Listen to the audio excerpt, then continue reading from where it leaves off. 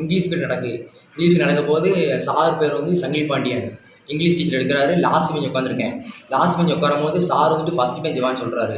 ஏன்னா last bench 4 பேர் இருக்கனால நெருக்கடியாக இருக்கனால ஃபஸ்ட் பெஞ்ச் வர சொல்கிறாரு. ஃபஸ்ட் பெஞ்சுக்கு வந்த உடனே நான் வந்துட்டு சில கொஸ்டின் எழுதலை. சார் சொல்ல எழுதணும். நான் எழுதலை. சில கொஸ்டின் எழுதாத நேரத்தில் சார் என் ஃப்ரெண்டுக்கு வந்து எழுதி அடுத்து என்னடா காட்டுறா அப்படின்னு சொல்கிறப்ப சார் வந்துட்டு அவர் தான் காட்டு அப்படின்னு சொல்கிற மாதிரி சொல்லி அவர் வந்து மூங்கில் கம்போட வந்து அடிக்க விட்டார். அவர் வந்துட்டு எதுவுமே கேட்காம அடிக்க விட்டாரு. இணையவாள சொல்கிறேன் எதிர்த்து பேசுகிறார் அப்படின்னு சொல்லிட்டு அடிக்க விட்டார். வெளியே போய் நிற்க சொன்னார். நின்றுட்டு வெளியே வச்சு அடித்தார். 2 அடித்தார். அதுக்கு உள்ளே போய் எப்படியும் போல லெசன் நடத்த போயிட்டார். லெசன் நடத்த போயிட்டு நான் அப்படி கரகத்தில் படுத்துட்டேன். கரத்தில் படுத்த உடனேயுமே நான் வீட்டுக்கு போகணும் சார் விடுங்கன்னு சொல்கிறேன். ஆஃபீஸ்கிட்ட போய் பேசிக்கோங்க. ஆஃபீஸ் ரூமில் போய் பேரண்ட்ஸ் வரணும், நாங்கள் எதுவும் பண்ண முடியாது, டிசி கொடுக்க போகிறோம் அப்படி இப்படின்னு சொன்னாங்க.